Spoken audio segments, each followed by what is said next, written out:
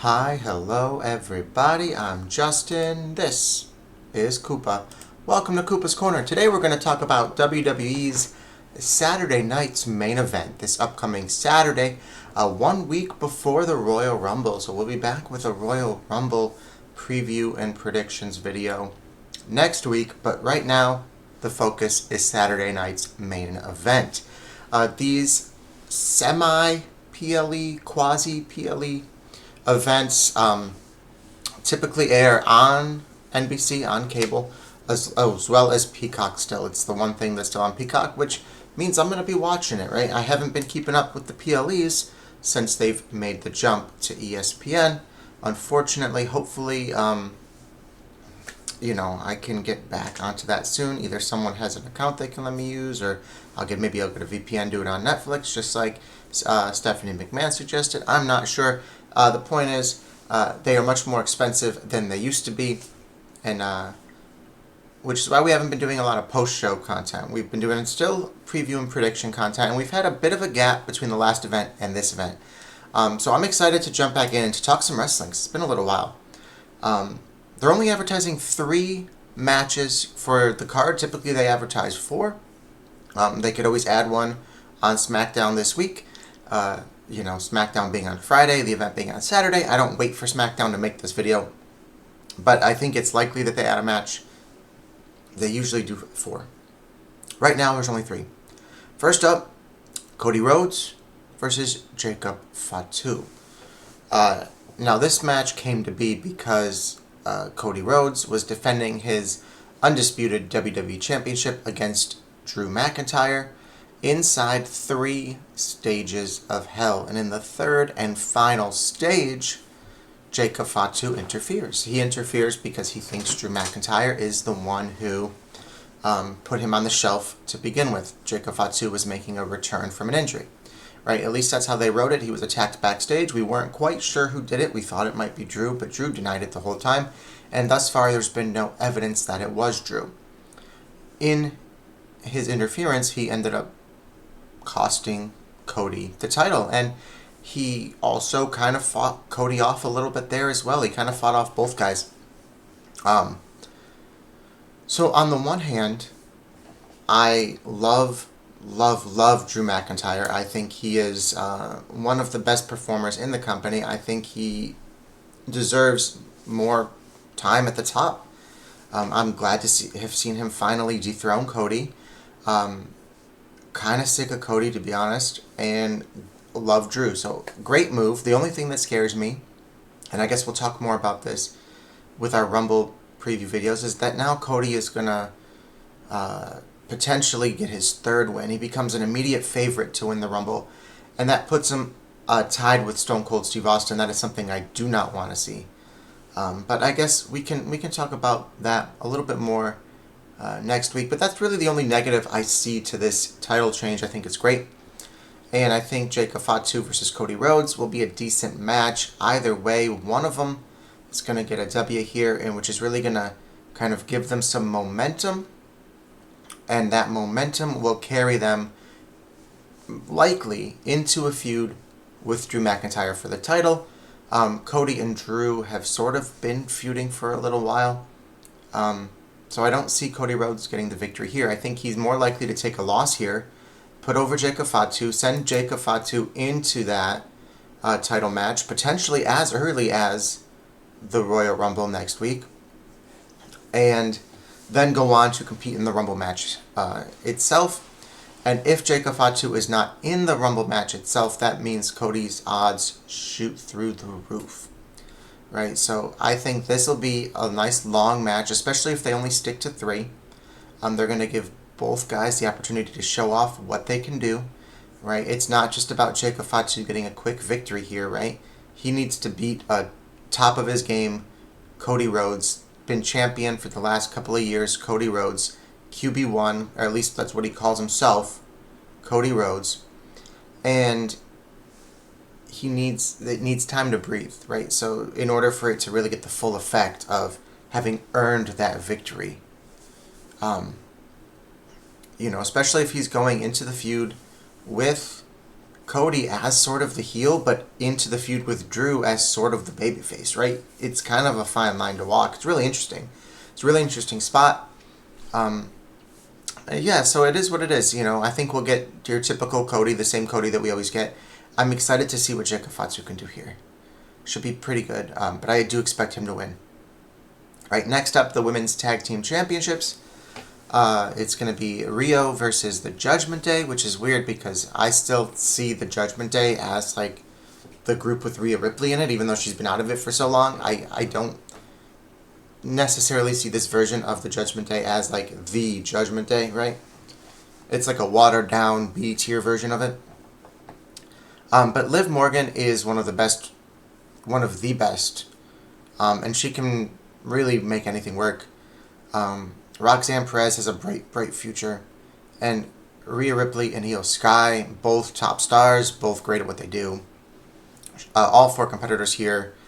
There's no way this match is gonna be terrible. This match has all the makings to steal the show, with 4 women as capable, as talented, and as kind of as big stars as these women are right here. Right? Rhea and Io just won the titles. It'd be shocking for them to drop them so soon. And it's not out of the question, but it's very, very unlikely, right? I think the more likely scenario is not which of these teams is going to turn on each other, but which of these teams is going to turn on each other first. Roxanne was talking up Dom a little bit. They didn't really lean into that as much as they probably should have.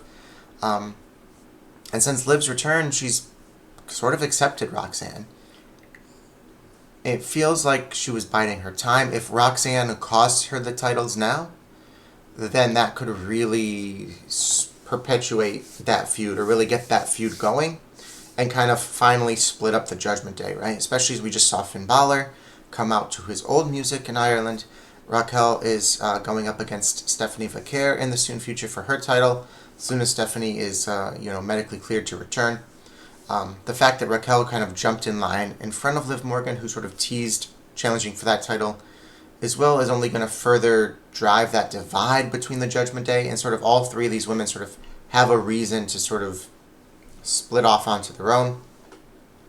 I think this group has been great. It's launched the careers of Damien Priest, Rhea Ripley, especially when they turned on Edge, right? Don't forget, Edge is sort of the OG person in the Judgment Day here, right? They brought in Dirty Dom. Dirty Dom and Rhea together really, really took off. That's how they both became such huge stars. Right now, Dom is easily the biggest star in the Judgment Day. Liv Morgan, just a huge name. Roxanne Perez, a huge name. Finn Balor, he's sort of danced with it a little bit. He's flirted with being a big name. He just always seems to come up a little bit short. And it feels like Raquel Rodriguez is not quite there. It feels like they want her to be there, but she's not quite there. She doesn't really seem to have a ton going for her aside from her size, right? She's easily the weakest link in the Judgment Day. I think splitting off and feuding with Liv could really help her come into her own, right? I think Rhea and Io are going to turn on each other at some point. But it's not going to be tonight. Right? I'd be surprised if it was, past WrestleMania. I think it'll be soon. I don't think they're going to have a long title reign, because I think that they're going to face each other probably at WrestleMania. But I don't see it happening now, 2 weeks after they won the title or whatever it is. So, yeah, that's the women's tag team division, or tag team scene right now. The Kabuki Warriors, yes, Rhea and Io took the title from them, and then they've sort of not really been involved. It looks like Asuka's, trying to go for a Rumble win, which is possible as well. And then on SmackDown, Charlotte Flair and Alexa Bliss, along with Nia Jax and Lash Legend, are still kind of holding down the tag division, but they really haven't made their presence felt yet for Rhea and Io. So we'll have to see what happens, right? We'll have to see what happens. Right now, I think this is just about moving forward with your new tag team champions, still tag team champions.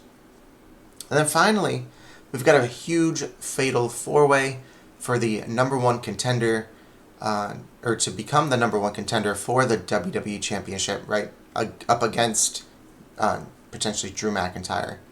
Down the road sometime, we don't know when. Could be as early as next week's Rumble, right? We don't know. The fatal 4-way is Randy Orton versus Sami Zayn versus Damien Priest versus Trick Williams. First of all, I'm going to write Trick Williams off right here, right now. He's not winning this match, right? He might have been somebody in NXT. I don't know. I don't watch NXT. A lot of the main roster WWE audience does not watch NXT. Whatever Trick Williams did down there kind of doesn't matter. He's a relative unknown entity to most of the main roster audience, most of the WWE universe. So he might be the most talented performer in the world. It doesn't matter. He needs time. He needs time for audiences to become a little bit more familiar with him and for him to become a little bit more established. If he wins it now, it could derail his whole career by being, pushed too soon and get people to turn on him that way. Right? Damien Priest has feuded with Drew McIntyre fairly recently, and fairly often. So I don't see Damien Priest winning this to go up against Drew McIntyre again. And that kind of leaves Randy Orton and Sami Zayn, right? There's compelling reasons both could win this. Randy Orton is an established name. He's a veteran. He's a legend. He's got credibility, instant credibility.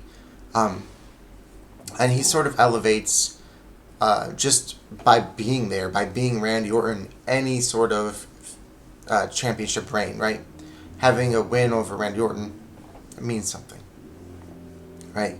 At the same time, he sort of teased, feuding with Cody. That never really happened. I think that would be a better direction for them to move going into WrestleMania. I would love to see that started up at the Rumble. That doesn't seem to be right now the direction, but who knows? I think Sami Zayn is the person to watch out for here. I've said in videos in the past, I think Sami Zayn is a dark horse to win the Royal Rumble itself. There's something to be said about him not winning this, but winning in the Rumble. But that doesn't feel like the case, right? The Royal Rumble being in Riyadh, for better or for worse, Sami Zayn feels like a good choice to win that. But Saturday night's main event is in Montreal, his hometown. He wins this big fatal 4-way. He goes on to Riyadh to fight for the title. He falls just a little bit short. He's in a very prominent position on both cards without being in the Rumble, without risking a 2014 happening, right? And I think that is the risk you run if you put Sami Zayn in the Rumble, is he probably should win. He's been vocal about never having won a title and wanting to win a title. He's very underdog. He's very Daniel Bryan. They could replicate that if they wanted to. It feels like they're waiting. They're dragging their feet. They don't quite want to. But here we are.